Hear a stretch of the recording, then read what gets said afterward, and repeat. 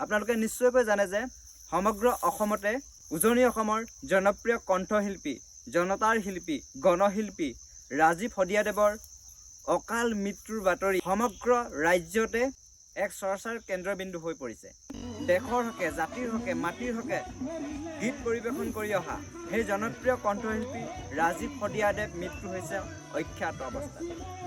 তেখেতক উজনি অসমৰ বহু লোকে চিনি পায় যদিও নামনি অসমৰ হয়তো বহুতে চিনি নাপাবও পাৰে, কিন্তু এটা বজ্ৰ কণ্ঠ আছিল যাৰ গীতৰ জৰিয়তে আমি জাতি মাটিৰ গোন্ধ থকা গীতসমূহ শুনিবলৈ পাইছিলোঁ। ইতিমধ্যে এক সংগীত অনুষ্ঠানত অংশগ্ৰহণ কৰি হৃদৰোগত আক্ৰান্ত হৈ মঞ্চতে ঢলি পৰি মাঘৰ বিহু উৰুকা দিনা উজনি অসমৰ তেনে এজন মহান শিল্পী আমাৰ মাজৰ পৰা নোহোৱা হৈ গৈছে। তেখেতৰ গীতসমূহে অসমৰ ৰাইজৰ প্ৰকৃত অসমীয়াৰ তেজৰ হিৰে হিৰে চিৰ প্ৰবাহিত হৈ আছে আৰু তেখেতৰ গীতবোৰে আমাক জাতীয়তাবোধ জগাই তোলে। তেনে এজন মহান শিল্পীৰ মৃত্যুত সঁচাকৈ আজি মৰ্মাহত হৈছোঁ। আৰু বৰ্তমানে যি অসমত ৰাজীৱ শদিয়াদেৱক লৈ কিছুমান চৰ্চা চলি আছে, কোনোবাই তেওঁৰ মৃত্যুক লৈ শ্ৰদ্ধাঞ্জলি জ্ঞাপন কৰা নাই বা শোক প্ৰকাশ কৰা নাই। বিশেষকৈ নৱপ্ৰজন্মৰ হাৰ্টথ্ৰব জুবিন গাৰ্গে তেখেতক চিনি নাপায় বুলি অপমানসূচক বাক্যৰে কোৱা বুলি এনেকুৱা ধৰণৰ কিছুমান বিতৰ্ক দেখিবলৈ পোৱা গৈছে।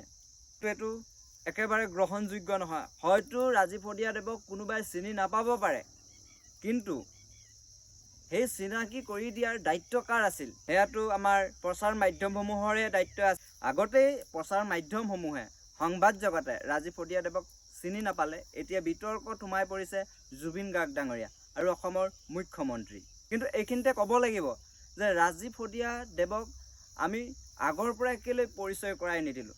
এই মুহূৰ্তত যদি কওঁ, উজনি অসমৰ কেইবাগৰাকীও জনপ্ৰিয় ইউটিউবাৰ দেখিবলৈ পোৱা গৈছে। যদি মই শদিয়াৰ কথা কওঁ বা তিনিচুকীয়াৰ কথা কওঁ, দেৱলতা ব্লগ বুলি আছে, জোন শদিয়া বুলি আছে, আৰু এলেন ভাই, বাৰু বিভিন্নজন আছে, মই পাহৰিছোঁ নামবিলাক আছে। তেওঁলোকে এদিন কিয় ৰাজীৱ শদিয়াক পৰিচয় কৰাই দিয়া নাছিল? আমাৰ এই ছ'চিয়েল মাধ্যমৰ জৰিয়তে তেওঁলোকে পৰিচয় কৰাই দিয়া হ'লে সমগ্ৰ অসমতে ৰাজীৱ শদিয়াদেৱক আজি চিনি পালে হয়।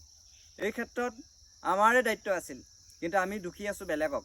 এই গতিকে মোৰ ফালৰ পৰা মই এইটোৱে অনুৰোধ জনাইছোঁ, আমি যিখিনি বিতৰ্ক চলাই আছোঁ এইখিনি ইমানতে সমাপ্ত হওক, আৰু ভূত ভৱিষ্যতলৈ যাতে আমি তেনে এজন শিল্পীক যিকোনো মাধ্যমেৰে আমি তেওঁৰ প্ৰতিভাসমূহক চিনাকি কৰি দিব লাগে, আৰু বৰ্তমান এই বিতৰ্কসমূহ বন্ধ হ'ব লাগে।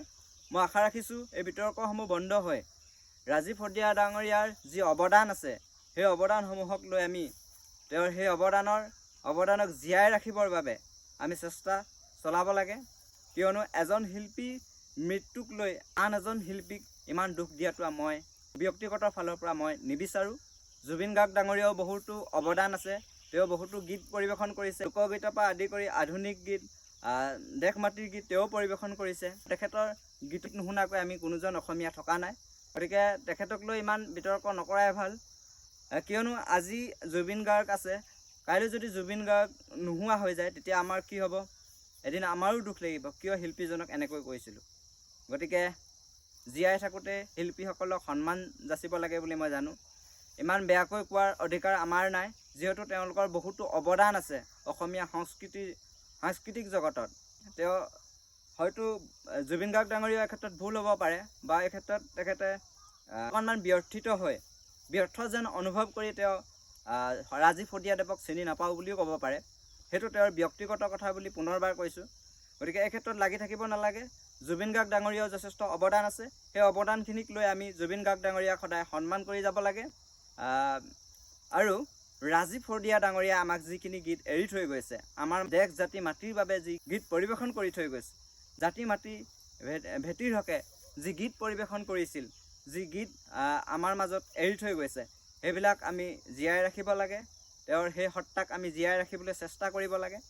আশা কৰোঁ এনেধৰণৰ বিতৰ্কসমূহ পৰিহাৰ কৰি, এনেধৰণৰ বিতৰ্কসমূহ বৰ্জন কৰি, এনেধৰণৰ বিতৰ্কসমূহৰ পৰা ওলাই আহি আমি অসমৰ প্ৰতিজন শিল্পীকেই সন্মান কৰা উচিত। আৰু সদৌ শেষত গণশিল্পী ৰাজীৱ শদিয়াদেৱৰ বিদেহ আত্মা সদগতি কামনাৰ্থে ভগৱানৰ ওচৰত প্ৰাৰ্থনা জনাই আজিৰ ভিডিঅ'টো ইমানতে সমাপ্ত কৰিছোঁ। ধন্যবাদ।